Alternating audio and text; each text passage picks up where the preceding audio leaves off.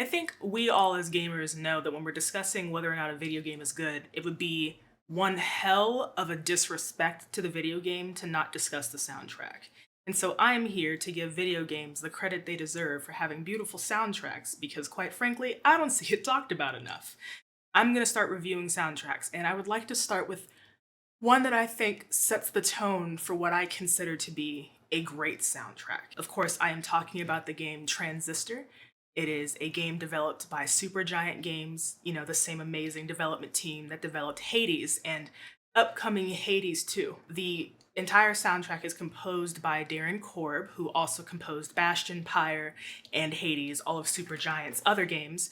And quite frankly, I mean, the game itself, before we even get into the soundtrack, the game itself is amazing. It's truly artful.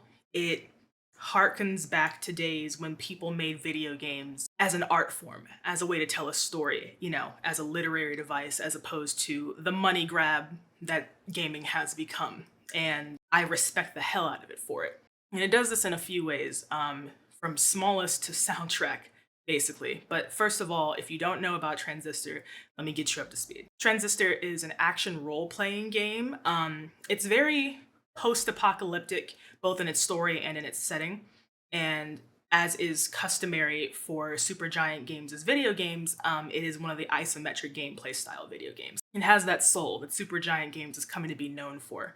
As far as the plot goes, I do want to warn there will be spoilers because there's no way for me to fully explain the genius of the soundtrack without spoiling some of it, so that's your warning. As far as the basics of the plot, though, if you just want to know what you're getting into, you do play as this woman named Red, who is effectively mute because she had her voice stolen.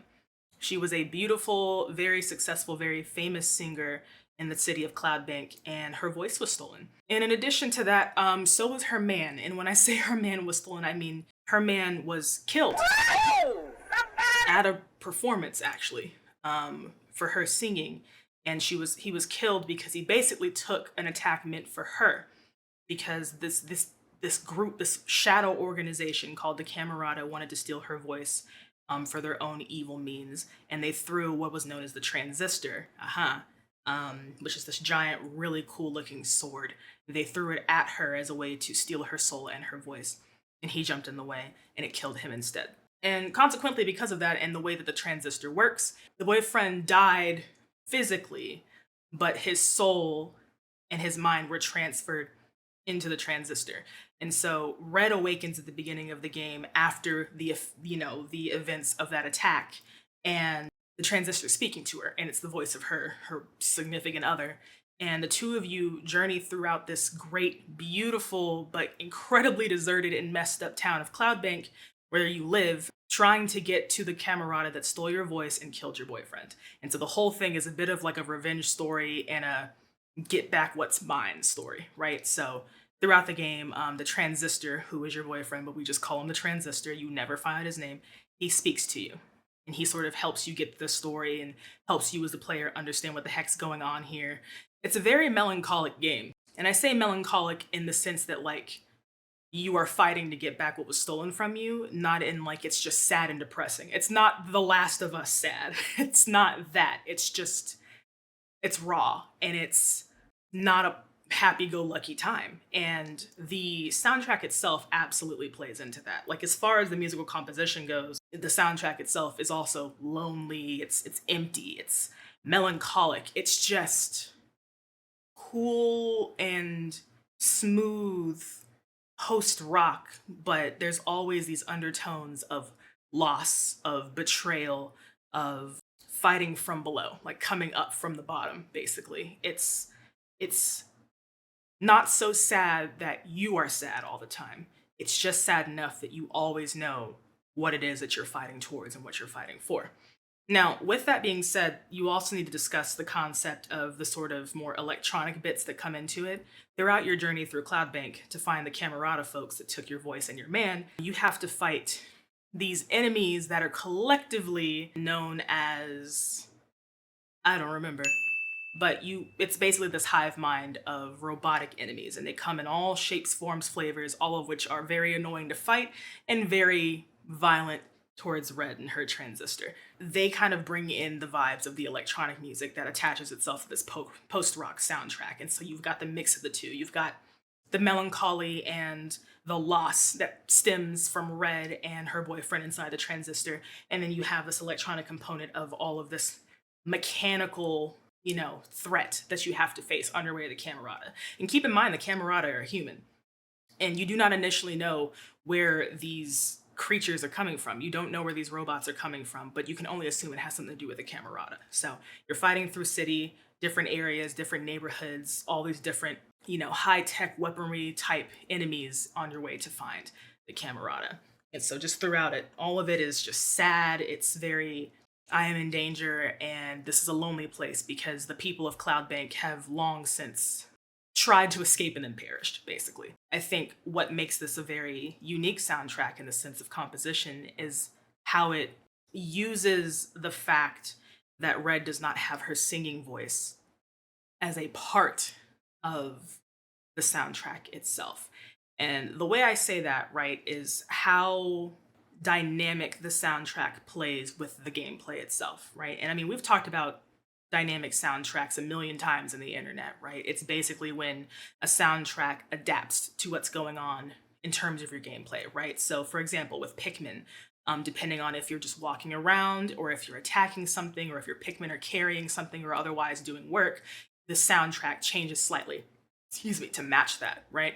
Same thing with like Mario, right? There's a basic version of every level theme, and then there's the I'm riding on Yoshi version of that level theme.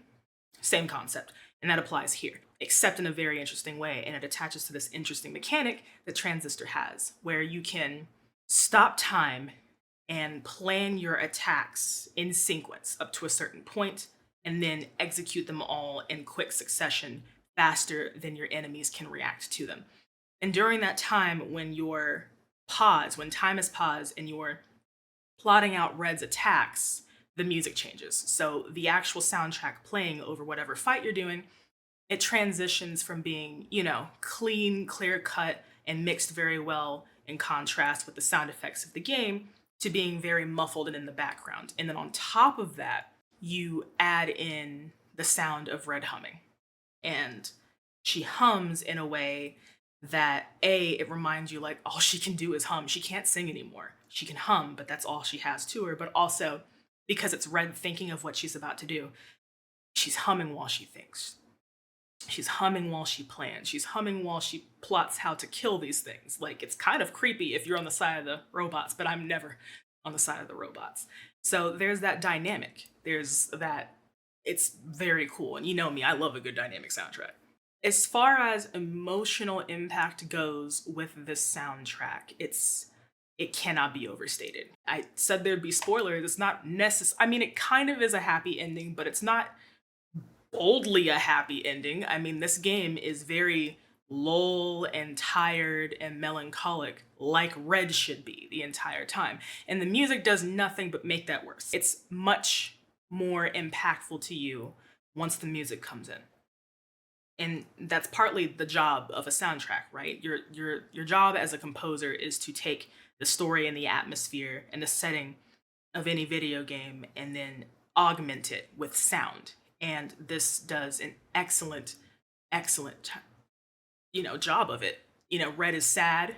She's lost her man. Technically, I mean, he's here, right? But he's stuck in a sword, has no face, no body, nobody to hug.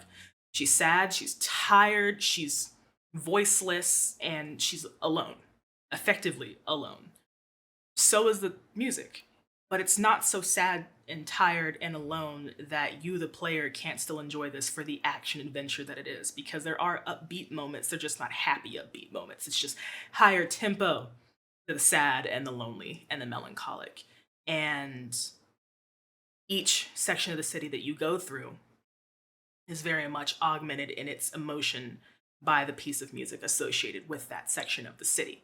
So I don't think any emotion is spared from the soundtrack or the story working in tandem. And I think that was the point. I think going from that, the soundtrack does an excellent job of complementing some of like the biggest key moments in the story. There's one closer to the beginning when you make it back to the amphitheater where there was an attempt on your life. And Red steps up to the mic she was supposed to perform at, and she just hums because she can't sing. She just and hums. And there's a boss battle that follows after this, but the music that plays while she's humming is so perfect for this because it's just her thinking about what she just lost. And then it transitions directly into a cutscene that shows you what happened prior to the start of the game: the attempted murder, the killing of her boyfriend, everything just going wrong from then on. And it transitions beautifully to this gorgeous song that is just highlit by Ashley Barrett's vocals. I mean, she does an amazing job. And Ashley Barrett is a vocalist who has lended her talents to every other Supergiant game: Bastion, Pyre, Transistor, Hades, Hades 2. She is her, and she does an excellent job. She is effectively the voice of Red as a singer, and she doesn't hold back, especially not in this moment. And I don't think she should, right? So the soundtrack not only keeps you going and keeps the vibe exactly where the devs want it to be for both you and for Red the entire damn game, it also hurts more when it needs to. Going off of that, I think it's important that you note how memorable of a soundtrack this is because again, I started playing Transistor 2 weeks ago now, and I remember that cutscene clear as day because of the music that was attached to it. And that to me is another mark of a really good soundtrack. If I can remember the music that played during a key pivotal moment in a video game, everything else can fade. And it does over time, unless you've got a picture perfect memory, which I don't. Things like, the visuals will fade, the text will surely fade, the words will fade. Music doesn't fade if it's done correctly. And that is the case here. The music, still, as I sit here speaking about it 2 weeks after the fact of finishing the game, I can hear it in my head. I can hear the parts that really struck me. I can hear the different instruments, and I can hear Red's voice humming. It doesn't go anywhere. And the humming from Red especially, it lingers. And I think it was designed to do that because it's got a bit of a reverb on it, and it's just a little murky, especially when she's thinking before she fights. It's just it sticks. And it sticks like fog in the night. It's just there, and it's around you, and it's behind you, and it's very surround sound humming. And my God, Ashley, you killed that. You made humming memorable. Humming. Your singing was amazing. Your humming was off the charts. That's by itself, I think, a bit of a talent, if you ask me. If the humming sticks with you, and it sticks with you from start to finish, because the game starts with humming and the game ends with humming, as it should. I'm sitting here and I'm wondering, I think to myself when I'm thinking about soundtracks, does this have the potential to become like a staple soundtrack that transcends the context of the game it was created for? Does it have the chance to become iconic in the way that Mario music has become iconic, in the way that Pokemon music has become iconic? Like, does this have the chance?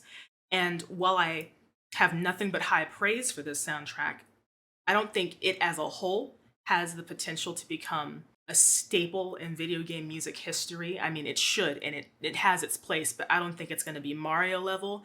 That said, any song that Red actively sings in, and there's a few, I think it does. I think if Spotify algorithms find a way to put those specific tracks into people's day lists and randomly generated playlists of that nature, I can't see it doing anything but blowing up for her and for Supergiant Games and for Transistor, because those are standalone songs. Yes, they make a lot of sense in context, but the lyrics aren't so specific to the context of the plot that they can't be enjoyed sans the plot. That is a good song. That's a good soundtrack song. And I think if we're going along the lines of how iconic this soundtrack is, I don't think that we should discount the concept of like the mastering and the mixing of it. Anybody can just record something and smack it into some media and call it a day. The way that they mixed it, right? I talked about the lulling vocals. I talked about how it muffles when you're thinking. I've talked about some of those things. That is integral to your experience playing this game, because when you have your headphones on and you are in that game and you're stopping to think, that music that's playing while you're fighting If I was expected to think, and I have ADHD, I don't know about other people, but if I was expected to try and think of a strategic way to kill something that's trying to kill me with the music at full blast like that, I don't know if I would do as well of a job as I'm able to do when the music is more muffled and set in the back with low humming. It's easier on your brain. And that is psychologically appealing to me. Darren Corbin did an amazing job on that one, but that right there is the mark of somebody who genuinely cares about the games they're composing for, right? Because for you to have that thought process, and of course, I don't know, for all we know, the devs were like, hey, we've got this idea. Can you make this a reality? Can you make sure the music when we're thinking doesn't distract? That very well could have been a conversation, but whether it was or not, whoever came up with that is a genius, because those are the small things, right? Those are the small things. I think as gaming continues to evolve, we cannot neglect the small things in any aspect, but especially in a soundtrack, you can't. It's not just music that plays over a level. It's so much more than that, especially in a game like Transistor. I also think whenever you're speaking about a soundtrack and how well it does, I think it's important to remember its target audience, much like any ad, much like any book, any other piece of media. Video games have a target audience, right? Like, I'm not going to sit here and market a game like Gris to somebody who's never experienced loss, right? I'm not going to market a game like Animal Crossing to, a little kid who really, really likes race cars. Like, that's not what I'm going for, right? Every game has a target audience, even if we don't tend to think of it in everyday life. I think the target audience for this game is me. But really, I think the target audience is anybody who just loves a really good story. There is a solid subsection of gamers that choose the games they would like to play based on how good of a story it is said to have. And I think on that alone, Transistor more than appeals to those people. I think it appeals to people who love a banging soundtrack. Those people exist. I'm right here. It appeals to that subset of gamers as well. And then you've got the people who are in the middle, who love to just be immersed. Okay, a good soundtrack immerses you in the story at hand. It immerses you in the gameplay at hand. And this one does all of that in spades incredibly well, incredibly cohesively. And there is no hole in that. It is an airtight soundtrack. There is not one track in there that drops the ball. And I do have a few favorites. I think I've got 6, and I wrote them down right here. My first favorite, and these aren't necessarily in any particular order, it's just 6, I just numbered them. The first favorite is a track called Old Friends. Shout out to Supergiant for putting the entire soundtrack up on YouTube with the names of the tracks. I love when y'all name your tracks. I mean, there's nothing wrong with calling it track 46. It's just, I like names. Old Friends is one of those melancholic but very tired sounding songs, but it builds. And it builds without ever losing that tired, lulling feeling of just, I've been through so much and I really don't want to go any further, but I need to. It's very early in the game and it builds. And I think it's important to have a song that builds that early in the game because it's telling you, like, hey, I know it's quiet right now, but this is about to get messy. Everything should go right, but just one thing really threw you off. And so everything around you is smooth and you are in turmoil. It's that. Track number 2 for me is called The Spine. This is one of the tracks that I said Ashley Barrett fully sings in with actual lyrics. And my God, again, smooth and mesmerizing is Ashley Barrett's voice in this track. I can't say that enough. I really can't. It is a perfect mix of the dark, rainy ambiance that Cloudbank has been built up to be without it ever raining. Like, I think it only rains like twice the entire game, but it has that dark, rainy ambiance to it. But it also puts forth Red's talent because, again, Ashley Barrett is more or less personifying that voice that Red lost. That is her voice. And if that's her voice, damn it, I see why she's famous. I get it. Like, it makes sense why Red is famous because that voice could lull zombies back to their graves asleep. Like, it's that smooth. It's that calming. Like, if that's the voice that Red was working with, I see why her man took an L for her. I get it. Number 3 is Coasting. Coasting's a bit of a departure from the rest of the soundtrack, but not in a way that disrupts the soundtrack as a whole. It is slightly more up-tempo and very islandy, but it still maintains the foundational vibe of every song in the soundtrack, while also giving you just a bit of a break. Number 4 would be Traces. Again, not in any particular order, just number 4 on my list. Traces. It's a lot, but it's mixed in a way. It's played while you're fighting things, right? I believe it was playing during a boss battle for me, but then also in regular encounters outside of boss battles. There's a lot going on in this song, and then there's not a lot going on in this song. And I say that, and I mean that the soundtrack has periods of just a lot happening. It's a little bit higher tempo, and it simulates like you're fighting a whole bunch of these robotic creatures, and they're out for blood. Like they're trying to kill you. And I don't ever want to understate this, but like the fighting in Transistor is intense. It is. There's a lot going on. There's a lot you have to think about, but it's no less intense than Hades fighting. It's very similar, but with that special mechanic, it stands on its own away from Hades, and I never want people to compare the two. It's perfect for fighting murder monster robots in an abandoned city, but then it also got these stops in it, these low points, and those are the low points where it reminds you like, yeah, I'm in the thick of it, but I'm still having a terrible day. I still have my voice stolen. My boyfriend's in a sword. Like, this is still a sad day, but I have to put that aside and whoop some ass. Number 5 is Impossible. It is the theme of the final boss, and my god, is it a final boss theme. It's not as aggressive as Traces. It's almost pretty listened to at certain points. It kind of plays off of like the comparing and contrasting between Red and the final boss of the game, because that's a person who also has a transistor, which is not fair. It's giving, why can Ganondorf do bullet time sequences in Tears of the Kingdom? I was bitter, but hey, whatever. Same concept, I swear. Play the game if you haven't, you'll be just as pissed off as I was, but in a good way, You are frustrated as hell that entire fight. And this song gives you space to be frustrated, but also remind you that this is the fight of your life. This is it. This is the culmination. He is the final obstacle between you and those sweet, sweet credit scenes. And it pulls no punches in that regard, while still maintaining the melancholic, lulling, lonely feeling. And my last one, I think, is one of my faves, is Blank Canvas. Blank Canvas follows Impossible. And the cutscene that follows the final boss of Transistor is hard. It's not hard to watch in the same way that like The Last of Us is hard to watch, because that first cutscene is damn near, it needs to be, I'm glad it's skippable. This isn't a skippable, hard to watch cutscene, but it's a I saw this coming kind of cutscene.